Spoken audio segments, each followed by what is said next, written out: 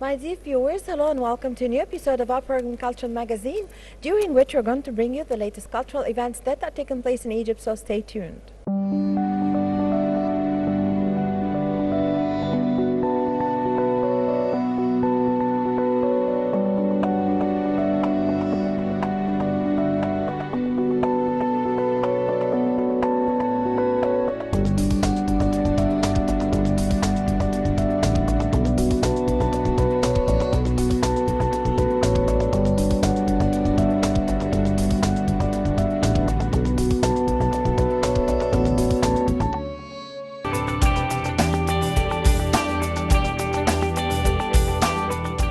Minister of Culture Dr. Ines Abdidaim said that the late pioneering poet Salah Abd Sabur had a special philosophy in his creative works.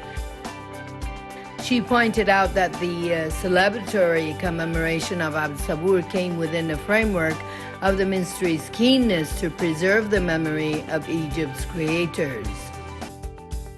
The minister added that this would not be held in one celebration only, but rather through several activities. Abdidaim, during her speech at the Salah Abd Sabur Night of the Word conference organized by the Supreme Council of Culture on the occasion of his 40th passing anniversary, announced the launch of the Salah Abd Sabur theatrical poetry competition organized by the Cultural Production Affairs sector. The winning theatrical poem is to be produced and staged at one of the state's theaters. Furthermore, the minister added that it is also scheduled to broadcast a number of his poems in different languages. The General Egyptian Book Organization announced reducing prices of Abd Sabur's works, in addition to holding a number of cultural and intellectual seminars on this occasion.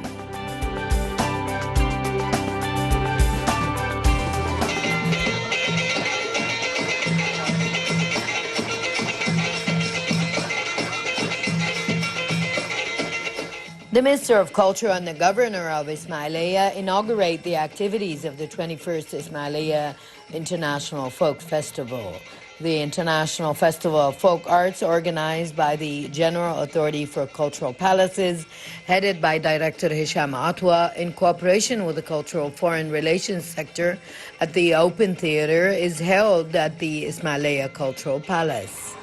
The minister said that the Ismailia International Folklore Festival is a global event that conducts an artistic dialogue among us different people based on the local human heritage. She added that the events bring together examples of diverse cultures that reflect the values of many societies, noting that folk arts are a means of preserving identity and a bridge for approachment between countries. For his part, Director of the General Authority for Cultural Palaces said that the events this year are attended by 8 international Arab and foreign teams from Jordan, Congo, Azerbaijan, Palestine, Sudan, Mexico, Indonesia, and Nepal. This comes in addition to 9 local teams representing more than 8 Egyptian governorates, namely Ismailia, Luxor, Sharqiya, Arish, Aswan, Asyut, Sohag, Matruh, and he added that the performances are held on 7 theaters inside and outside the city of Ismailia. The opening ceremony also displayed 2 exhibitions, one for books and the other is for plastic arts. It is noteworthy that the closing ceremony includes honoring the participating international teams and a number of symbols of Egyptian folklore.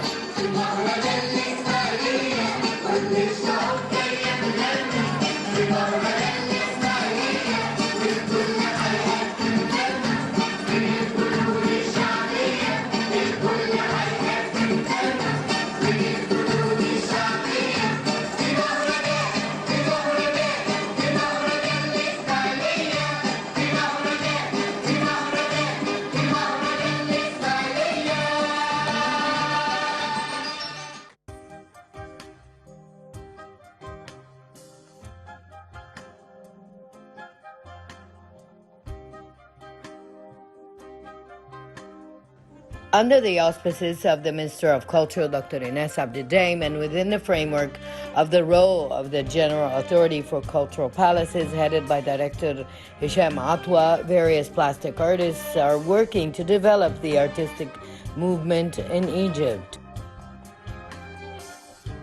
This group of artists attempted to highlight the domestic lives of people of different parts of the country. In doing so, they came out with unique and authentic artistic experiences that express the latent warm spirit by coexisting with the people of the environment of these diverse regions in Egypt. The General Administration of Plastic Arts and Environmental Crafts in the Central Administration for Artistic Affairs, headed by Ahmed Shafei, in cooperation with the Greater Cairo region, headed by artist Galel Osman, and the Fayoum Cultural Branch, chose the artistic environment of the town of Tunis and its surroundings in Fayoum Governorate to establish the Tunis Festival for Painting and Drawing, which was held recently for the first time. Once the context of activating remote places, 13 plastic artists participated in it, namely Mahmoud Al-Maghrabi, Commissioner of the Forum, Amal Nasr, Fatima Abdurrahman, as well as many others.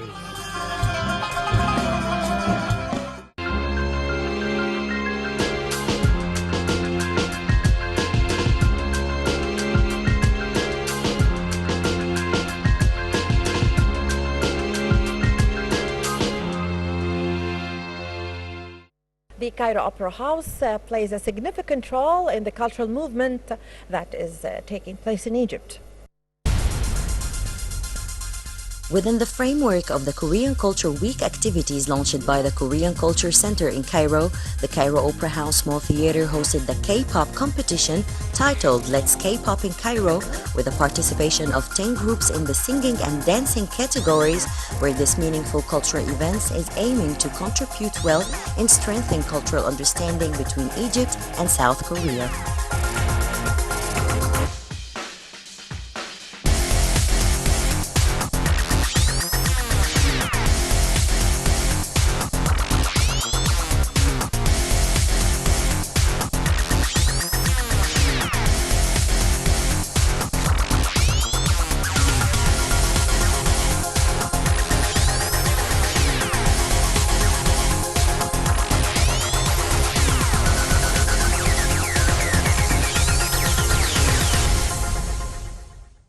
This is an amazing experience for me. I came to realize that I'm the happiest ambassador in the world.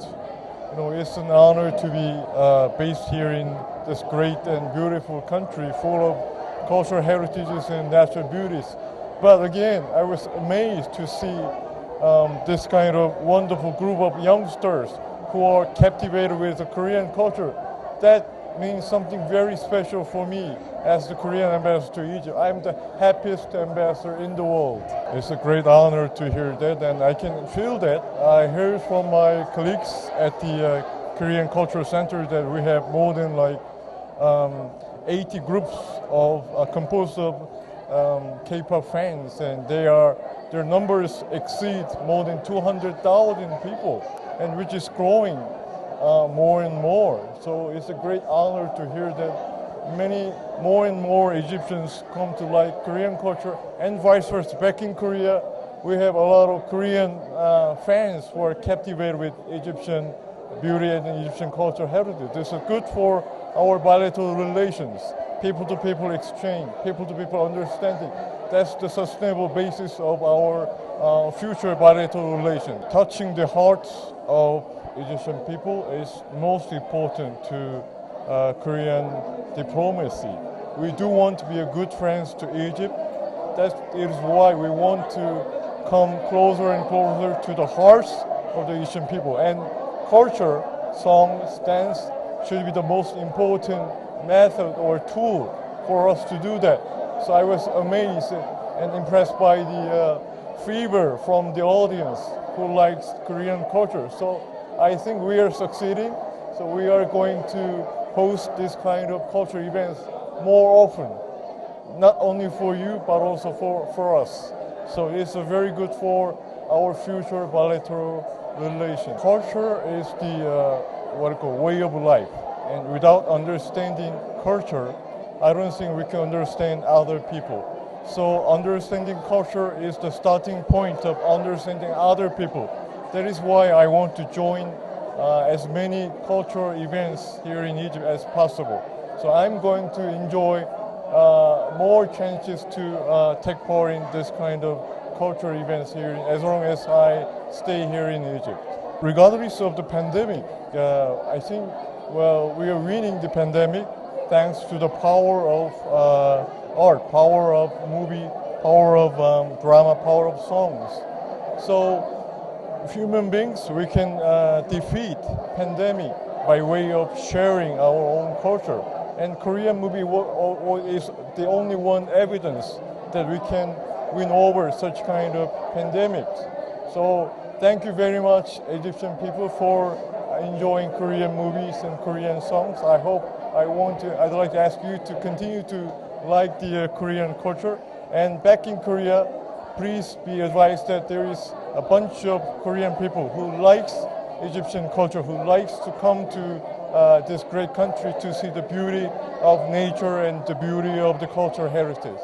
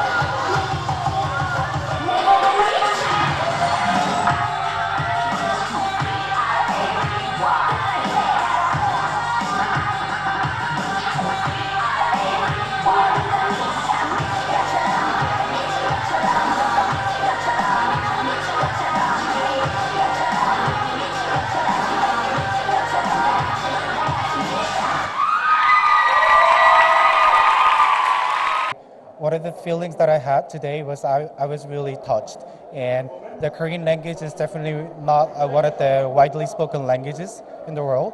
But today everyone was actually singing along with the songs and everyone is chanting. I felt like we were truly connected and we were united. It was truly amazing feeling. Every time that I hear this phenomenon here is like truly amazing. It's not only about K-pop nowadays.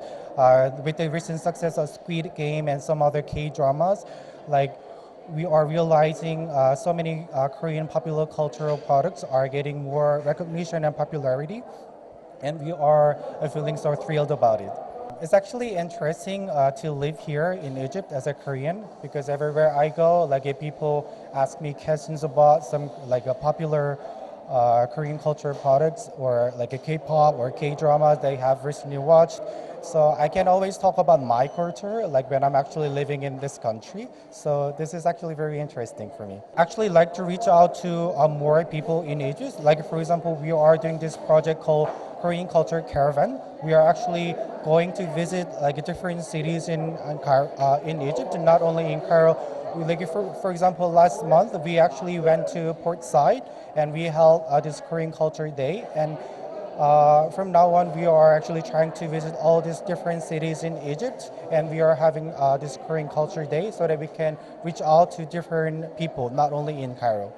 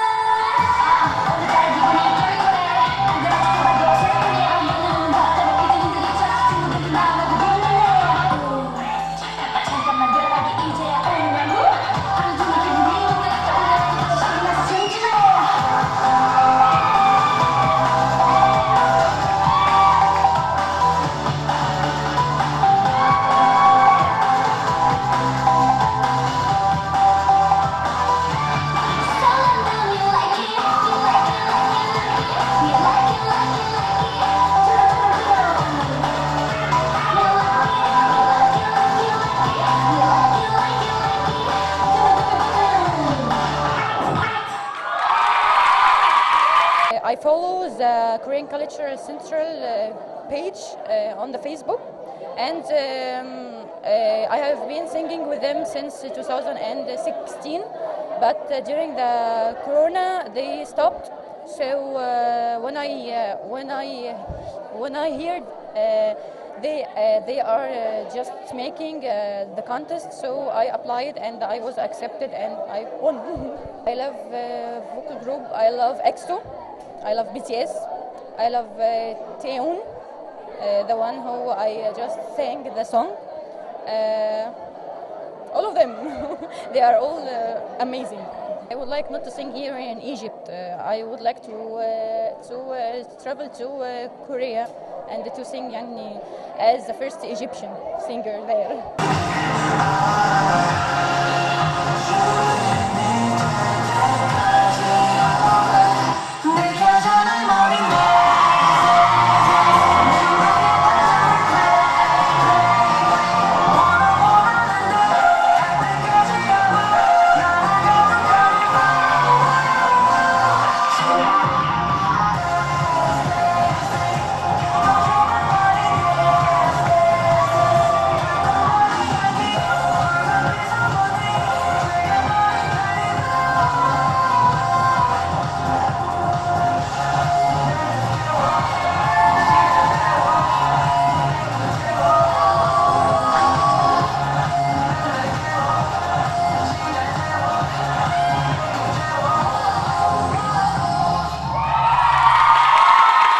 My friend just sent me a link. I didn't have any connections with anything about the competition. I had no idea about it, but my friend sent me a link and I got to join that. I tried to play on the elements of surprise. I played the ukulele and then the music cuts in and I became sort of this like diva, like a transformation.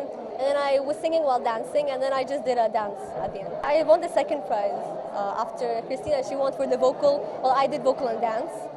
So yeah, it's my first time competing in this competition, but yeah, I've been studying Korean for 2 years, but whenever I have free time, I try to study more and try to get more familiar with the culture and the language. It's really interesting.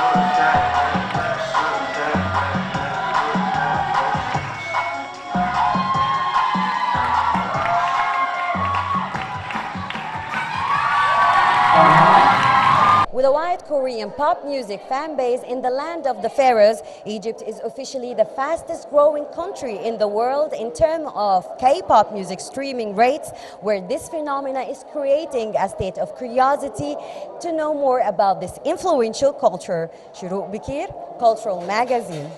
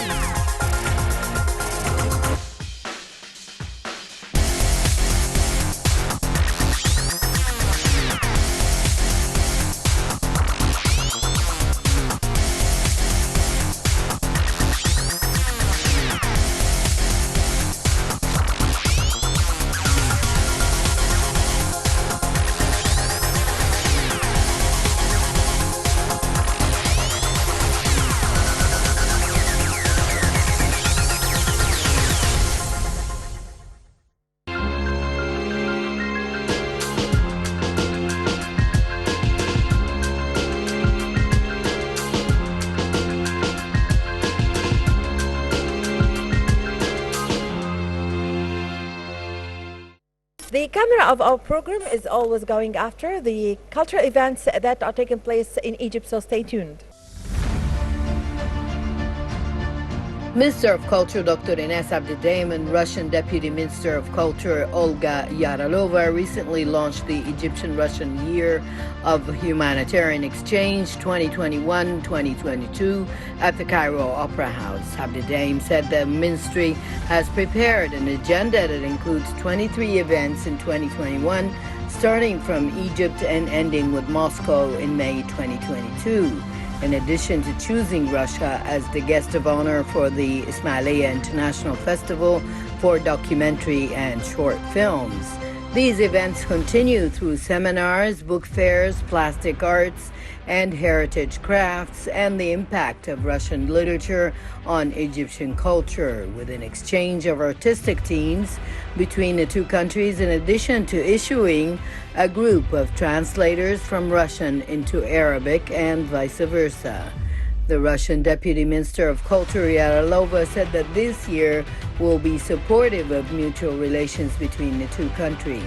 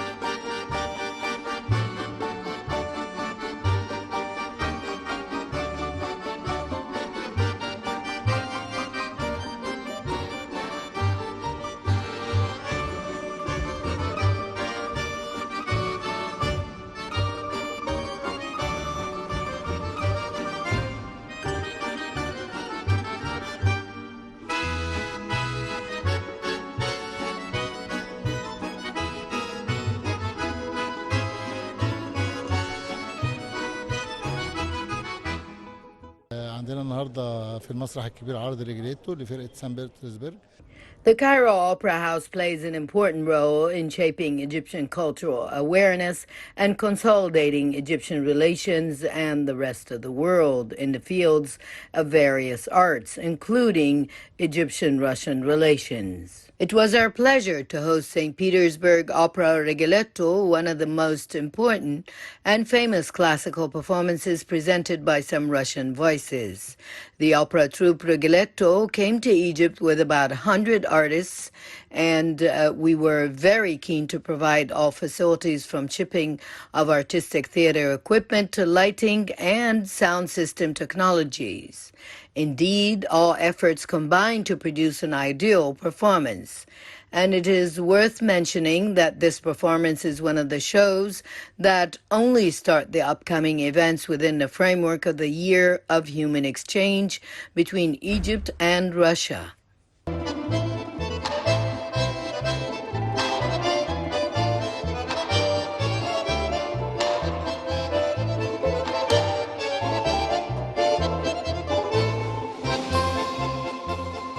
The Russian ambassador in Cairo explained that despite global restrictions, human relations between the two countries are getting stronger. The minister said that this year of human exchange between Egypt and Russia is one of the largest and most important events between the two countries and a rich addition to cooperation between them. She explained that this showcases the importance of the role soft powers play in building bridges of communication between people despite language barriers. The minister added that this year restores the balance of Russian creativity that inspired many Egyptian creators. She expressed hope that these events will be the beginning of a new horizon to enhance joint cooperation in various fields of culture and arts.